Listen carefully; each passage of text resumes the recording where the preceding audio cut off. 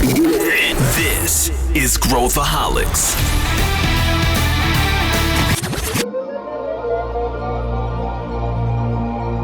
This is Growthaholics.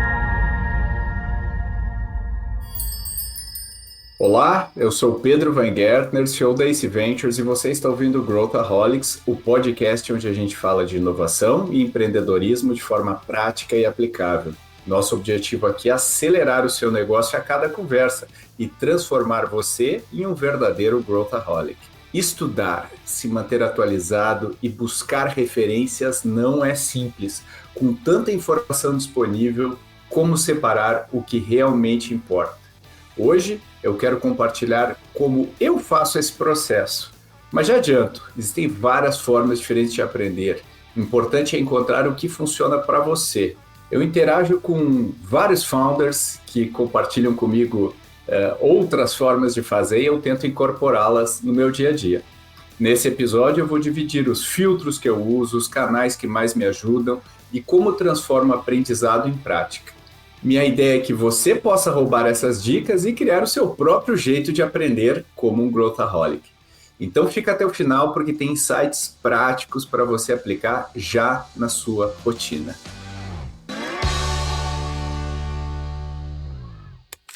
A gente vive hoje uma era de excesso de informação, muito ruído, nós viramos a geração da dopamina, a gente sempre precisa de alguma coisa para nos manter ativos, a gente não sabe lidar com o tédio, a gente não sabe lidar em ficar sozinho com nossos pensamentos, a gente sempre precisa ter alguma coisa na nossa orelha ou na nossa cara, e isso às vezes pode ser bom, mas também pode nos afastar do caminho do aprendizado e da melhoria constante. E é claro, lazer, entretenimento, tudo deveria ter espaço na sua agenda, mas hoje em dia está cada vez mais difícil conciliar. E se a gente quer ter uma rotina, uma vida de alta performance, lidando com informações de várias fontes, tentando fazer sentido de coisas que não são tão óbvias, eu diria que a gente precisa também ter formas de aprender que não são tão ortodoxas. A gente tem vários exemplos, desde o Elon Musk, que ele usa os primeiros princípios, ou first principles, ou seja, ele tenta decupar ou chegar na origem daquele problema. Eu gosto muito de fazer isso também, a gente tende a criar abstrações em cima das coisas que a gente quer aprender, como, por exemplo, eu preciso aprender a vender melhor. O que significa isso na prática? Significa aprender a trazer novos prospects, significa eu aprender a contar uma história, significa aprender técnicas de como evoluir esse prospect ao longo do meu funil. Se a gente não tem clareza exatamente do que a gente quer fazer, fica muito difícil eu criar uma estratégia para aprender a fazer isso e usar o que a gente chama de prática deliberada, que é basicamente começar a treinar aquilo, mas atrelar algum tipo de KPI para a gente constantemente melhorar. Warren Buffett famosamente dedica até mais, hoje em dia, de 80% do seu tempo à leitura. Ele acredita que ele precisa estudar e ele fala que o conhecimento vem como juro composto. Quanto mais ele lê, quanto mais ele estuda, mais ele toma melhores decisões. E se você acha que o Warren Buffett fica lendo livros que todos nós lemos, você está muito enganado. Ele lê balanços de empresas, relatórios de mercado, ele se inunda de informação e tenta beber na fonte, o que é uma dica importante para a gente. Pegar informação de primeira mão e não pegar quando ela já está totalmente processada e deglutida numa matéria online, num artigo. O Bill Gates tem a sua Think Week, que é a semana que ele pega e 2 vezes por ano se isola completamente de todos e de tudo e fica pensando, fica refletindo novas ideias. Vai ler papers, relatórios, tentando fazer sentido das coisas. Então, todas as pessoas que precisam, de alguma maneira, processar informação, precisam estar no topo do seu jogo, elas encontram alguma maneira para consumir essa informação e também para fazer sentido dessa informação. Então, o aprendizado, ele é algo que deveria ser intencional da nossa parte, mas, ao mesmo tempo, deixar aberto o suficiente para a gente aprender com novos pontos. Como o Steve Jobs falava, a gente só consegue ligar os pontos quando a gente olha para trás. Então, nosso trabalho hoje é fazer novos pontos, é criar novos pontos. E aí, ampliando o seu repertório, você consegue entender as coisas sob várias óticas. Eu já tive muitas ondas aí de aprendizado desde o início da minha carreira e provavelmente a minha primeira fonte de aprendizado foram as revistas que eu importava dos Estados Unidos, especialmente a Fast Company e a Business 2.0, que hoje não existe mais.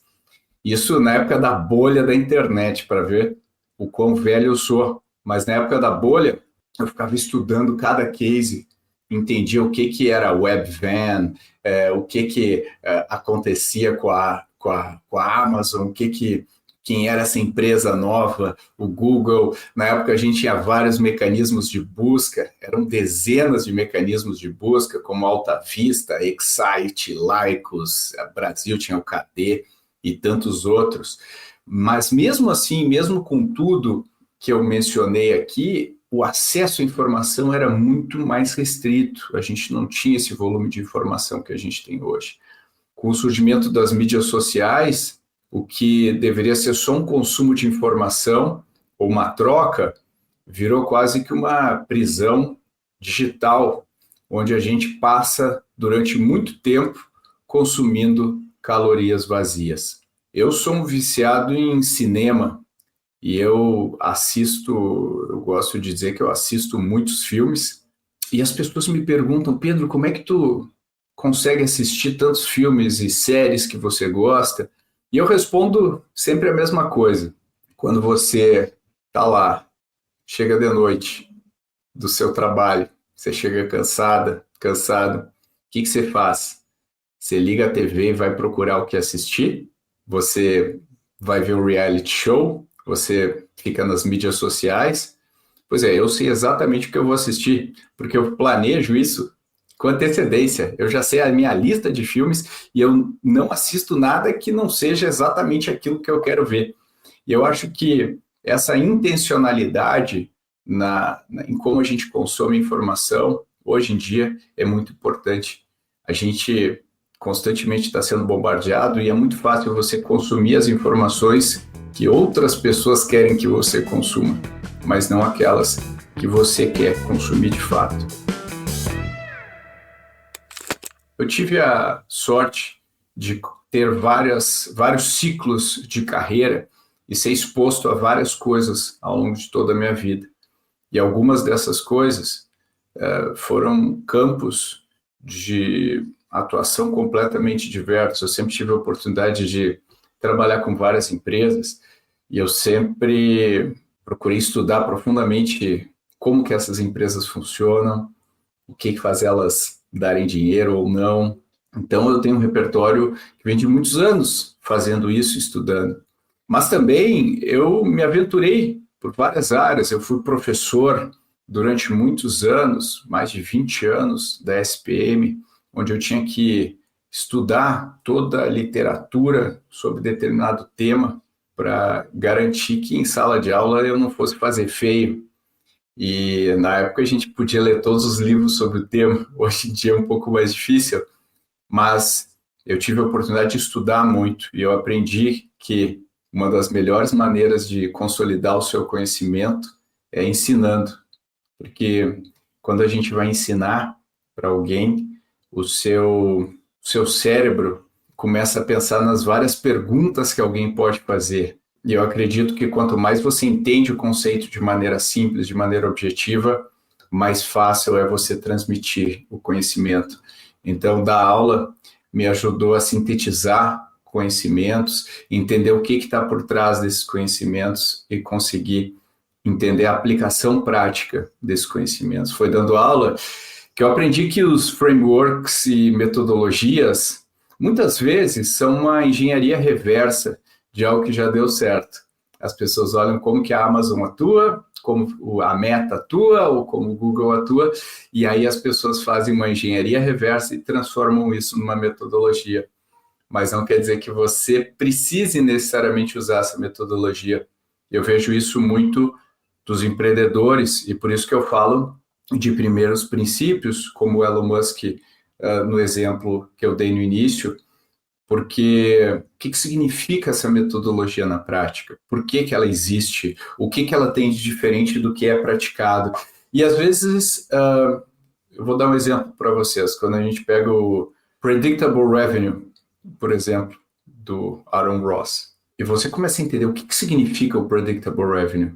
Na verdade, na prática, significa você compartimentalizar e separar as diferentes etapas de venda em atividades isoladas, onde eu posso corrigir uma determinada atividade e isso impactar o meu funil como um todo, ao invés de ter um vendedor que vai fazer o processo ponta a ponta, ou uma distinção tão simples quanto marketing e vendas. Se a gente entende que o princípio por trás do Predictable Revenue é esse, eu não vou simplesmente adaptar e aplicar a metodologia na minha empresa. Eu vou aplicar o princípio por trás da metodologia na minha empresa. E eu acho que tem uma distinção muito clara entre as duas coisas. Com o passar dos anos, a gente vai criando uma visão, talvez até um pouco cínica, em relação a esse monte de metodologias e métodos e tudo mais, que a gente é bombardeado o dia inteiro, como ficar rico rápido e tudo mais. E é difícil a gente quebrar isso em princípios menores, entender o que está por trás de cada um. Mas eu acho que é um belo exercício para a gente conseguir ter um pensamento crítico mais aguçado. Então, eu acho que esse é um dos elementos importantes aqui. Ao longo da minha vida, eu também consegui me expor a áreas completamente diferentes, como, por exemplo, um mestrado em psiquiatria que eu fiz. Quando eu fiz esse mestrado em psiquiatria, que eu não acabei, porque eu descobri que eu não consigo aguentar o mercado acadêmico. É um mundo completamente distinto do meu core, de como eu penso. Mas fazer as disciplinas do curso e escrever os artigos e tudo mais me ensinaram muito.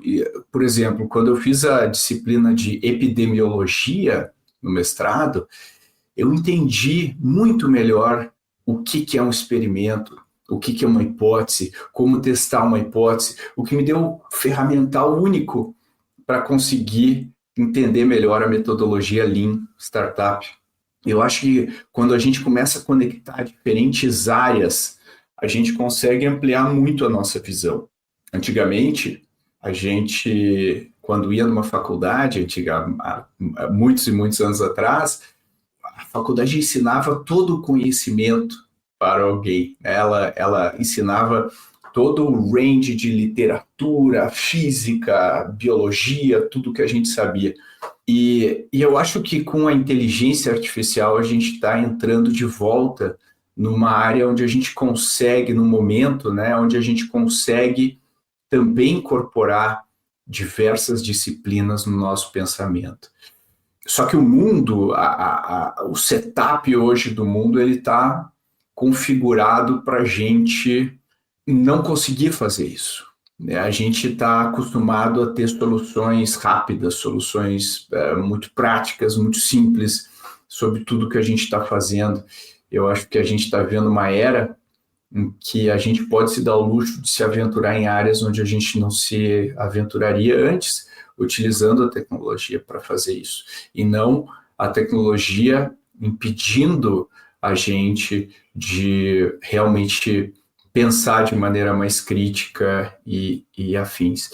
E eu acho que é um verdadeiro diferencial quando a gente consegue olhar as coisas com 10 mil metros de altitude, entender como que as partes se conectam e como que essas coisas funcionam para gerar o sentido que a gente quer. Como é que eu normalmente penso sobre as coisas? Eu geralmente começo com uma pergunta ou alguma coisa que eu estou muito curioso a respeito. E eu acho que a curiosidade é uma das coisas mais subestimadas no mundo moderno. As pessoas, no geral, estão bem menos curiosas em saber como o mundo funciona, como as coisas se conectam. Quem disse primeiro isso, por quê? A gente está mais preocupado em ganhar discussões, em estar certo, do que realmente mergulhar no desconhecido, numa pergunta. Então, eu acho que partir de uma curiosidade ou de uma pergunta que você tem ou de algo que você gostaria de entender melhor é uma parte importante. Então, acho que esse é o ponto um. O ponto dois, eu acredito que é você não ter medo. Sabe quando você está aprendendo algo novo, seja um idioma, seja estatística, finanças, qualquer coisa, e de repente você tem aquela sensação de fadiga e frustração mental de que você não está conseguindo aprender aquela coisa, de que você se frustra. Aquela sensação é equivalente a você estar na academia e você está fazendo musculação e de repente o teu músculo começa a arder e chega numa hora que dá uma falha, né? E eu acho que essa mesma sensação, se eu estiver fazendo uma analogia com a musculação, ela faz o teu músculo no dia seguinte, depois de dormir, ele começa a crescer, ele se regenera e começa a crescer. E eu acho que quando a gente elimina essa sensação no nosso cérebro, a gente tem dificuldade de fazer novas conexões. O pessoal fala muito de plasticidade cerebral, e quanto mais velho a gente fica, este que vos fala no exemplo, mais difícil é eu criar novas conexões, porque o nosso cérebro está mais enrijecido no sentido de aprender coisas novas. Então a gente tem que conscientemente se colocar numa situação onde é muito difícil a gente aprender aquela coisa. Eu não estou dizendo que é sempre, não estou dizendo que é toda hora, mas em algum momento você precisa ter repetições onde vai arder. Então, uma coisa que eu falo para todos é a gente não deveria ter medo de livros difíceis e parar para estudar um determinado livro.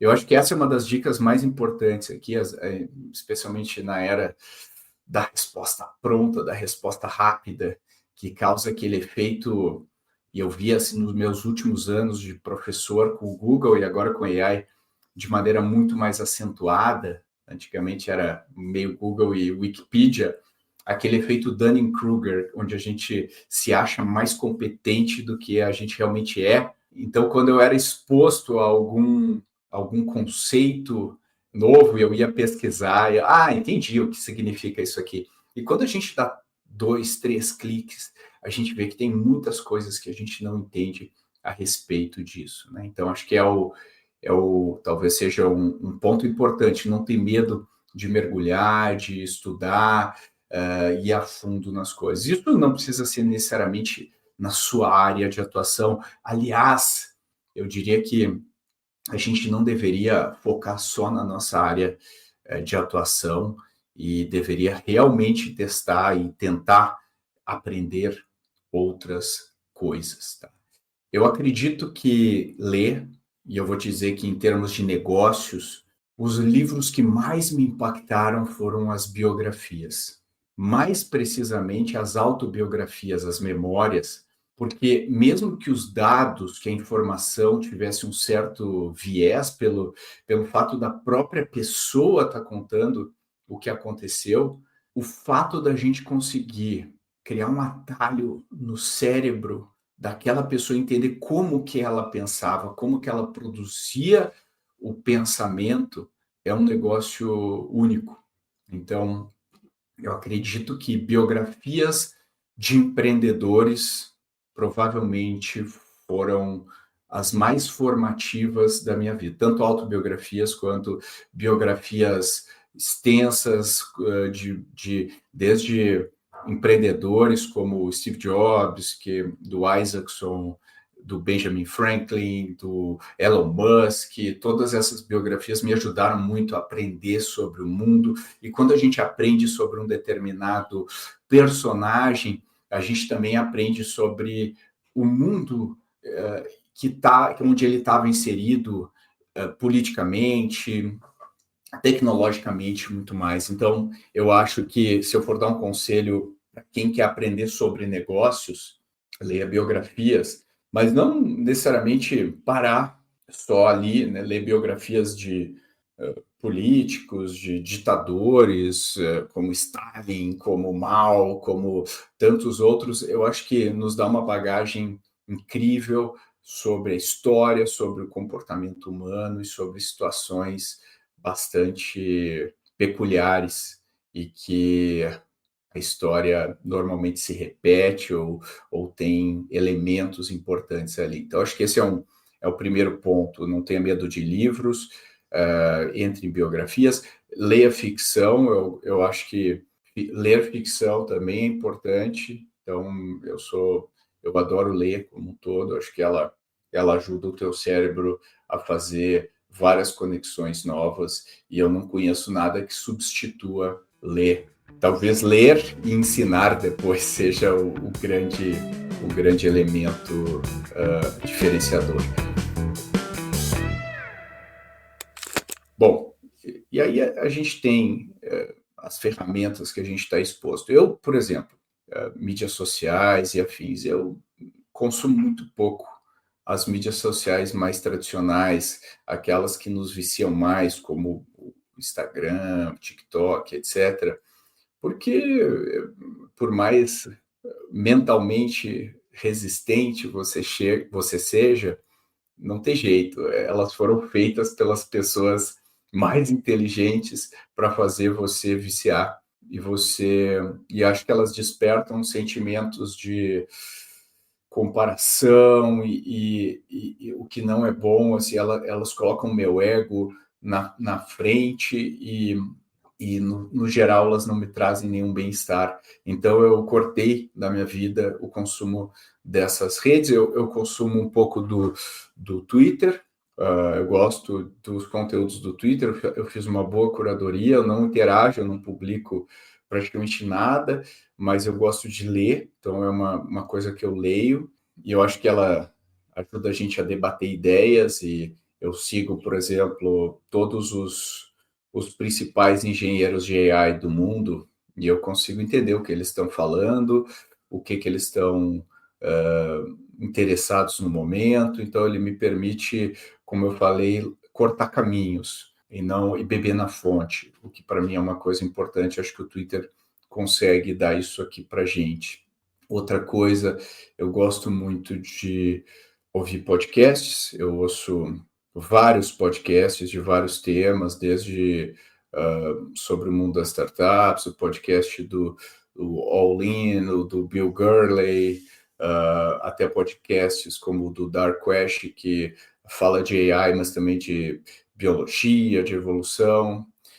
Eu gosto muito de podcasts de história também. Particularmente, eu gosto do Hardcore History, do Dan Carlin, que é um podcast de história assim, que é incrível a capacidade que ele tem de contar uma história.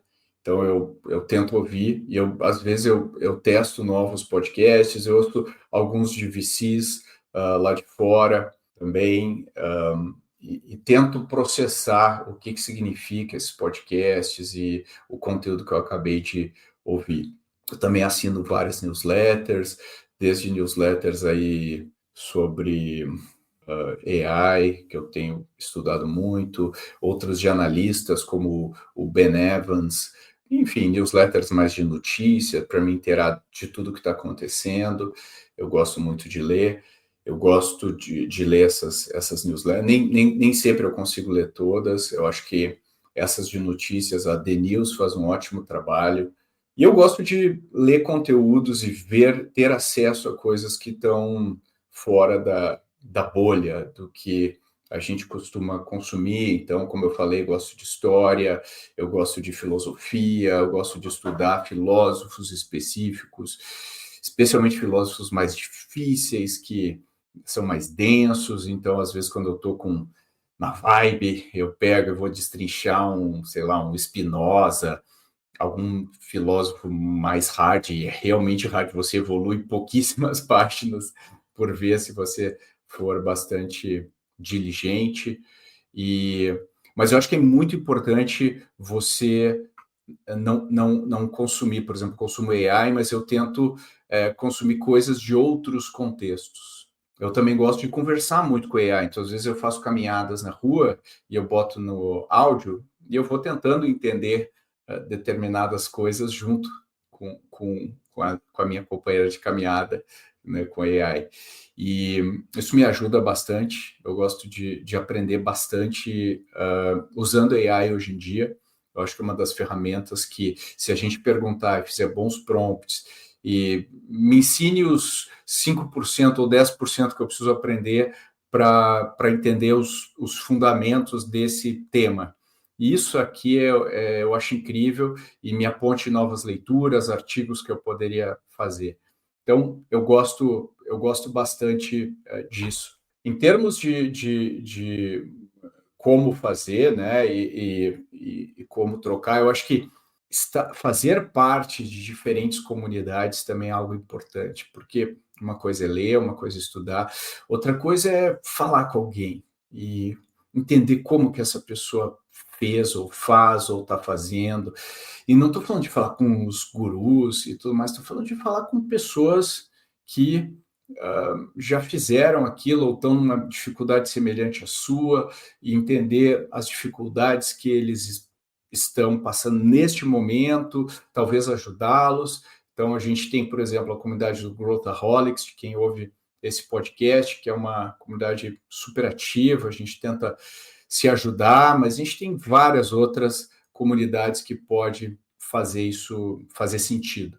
Eu também eu gosto de anotar, então eu tenho o hábito de, quando eu vou estudar, se for no Kindle, eu gosto de sublinhar e fazer notas. Depois eu leio todas as coisas que eu sublinhei. Isso me ajuda a reforçar bastante do conteúdo que eu consumi. Eu acho que isso é uma prática bem legal, mas eu também carrego um caderninho onde eu vou e eu compartilho meus insights, o que eu aprendi. Eu tento conectar conhecimentos e até mesmo registrar meus estados emocionais e por que eu estou assim. Eu também gosto de me entender melhor, e escrevendo é uma coisa que eu gosto muito. Eu já escrevi 3 livros, e especialmente o primeiro livro, onde é um livro bastante voltado para inovação mesmo. Eu li dezenas e dezenas de livros para chegar lá. Então, qualquer coisa que faz a gente ter que sintetizar o conhecimento, imaginar alguém questionando o que você está falando, para mim é uma das formas onde a gente mais aprende. E eu acho que sintetizar, ter que explicar, é uma das formas mais relevantes para a gente fazer isso. E eu acho que o conhecimento vem de todos os lados. Por exemplo, eu tenho o hábito de conversar com empreendedores. Então, às vezes pipoqueiro até alguns negócios em que eu tenho a chance de falar com o fundador, eu pergunto qual que é a parte mais difícil, qual que é a linha de custo mais alta no teu DRE, como é que... E isso me ajuda a entender, a fazer sentido do mundo que a gente está vivendo e das dificuldades que os empreendedores se deparam, que são muitas. Então, conversar, ir a campo e perceber as coisas ao vivo, eu acho que também não tem nenhum paralelo hoje, né? Literalmente ver como que a gente faz isso. E é interessante como a gente se engana em achar que a gente sabe. E é muito interessante a gente pensar nas armadilhas cognitivas que a gente cai. E quando eu comecei a ACE lá atrás, junto com o Mike, eu vinha de uma jornada empreendedora de vários anos e estudando muito marketing, estudando muito aí sobre o mercado.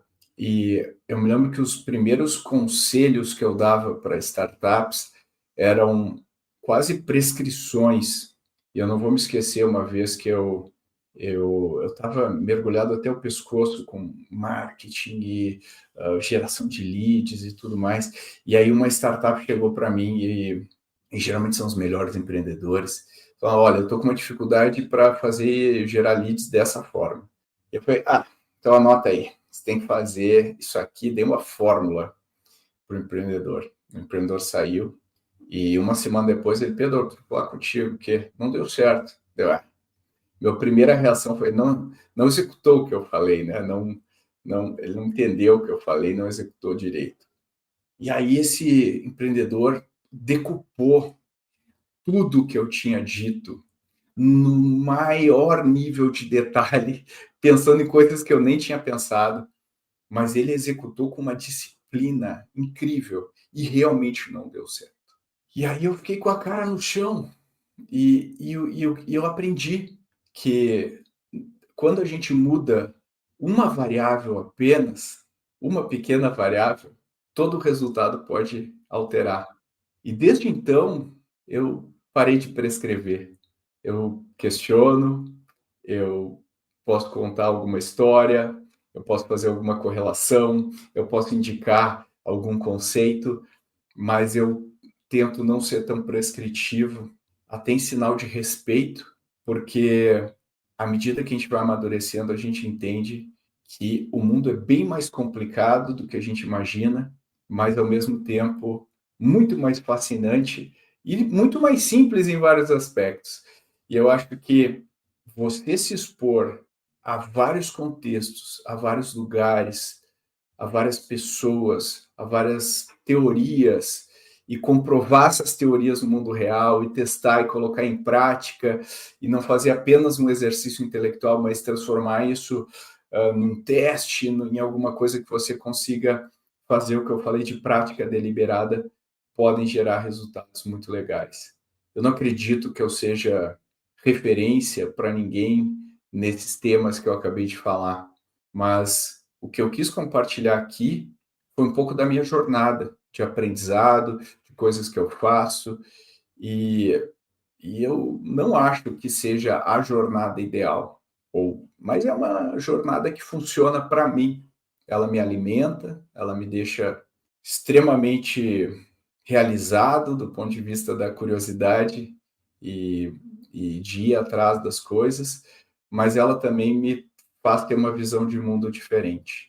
E é isso que eu espero para você, que você consiga desenvolver a sua própria visão de mundo a partir das suas referências.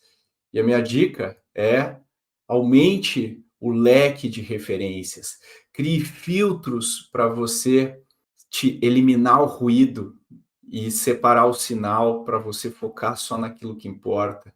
Amplie a sua bolha, seja crítico com as metodologias, com os métodos, com as teorias, coloca no papel, tenta testar, tenta experimentar, né? Ou seja, aplica na prática aquele conteúdo.